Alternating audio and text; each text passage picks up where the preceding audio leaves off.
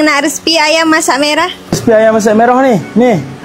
Ni yang saya duk berniaga ni. Apa nak resipi ni?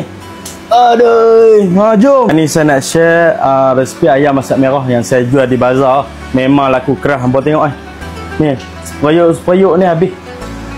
Sepayuk habis ya. Masak merah sepayuk habis. Memang laku keras. Ni saya nak ajak untuk sekong ayam untuk suri rumahan. Hampa boleh try resipi ni. Memang terbaik ya. Okey. Ini yang pertama sekali kita masukkan bawang irisan. Bawang besar irisan 2 biji. Kita masukkan dulu. Kayu manis 2 batang. Buah pelaga 7 biji. Bunga lawang 4 biji. Lepas tu bunga cengkeh. Okey, kita tumis dia dulu ni. Ni bawang, ni lengkuah bawang blender. Ni bahan blender. Bawang blender dia ada lengkuah, bawang besar 2 biji, halia, lepas tu serai dalam 7 batang. Sebelum tu geng, kami menjaga di ayam masak merah ni semua dengan 14 jenis sup ni. Kita menjaga di Bazar Sepampat, Masjid Al-Insaniah Sepampat dan Batu Kawan ni geng. Okey geng, ni rempah dia geng.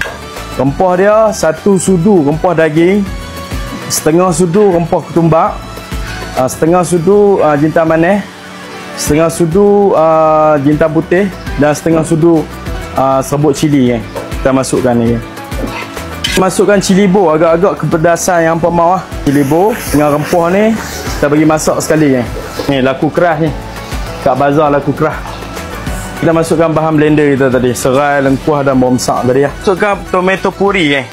Kan tomato soup. Tomato soup. Masukkan sos cili. Kita masukkan gula merah. Bismillah. Masukkan gula 2 sudu, gula putih. Kemudian kita masukkan perasa kan. Bismillah.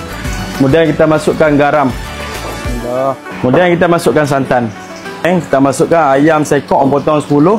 Bawang kunyit separuh masak. Bismillah.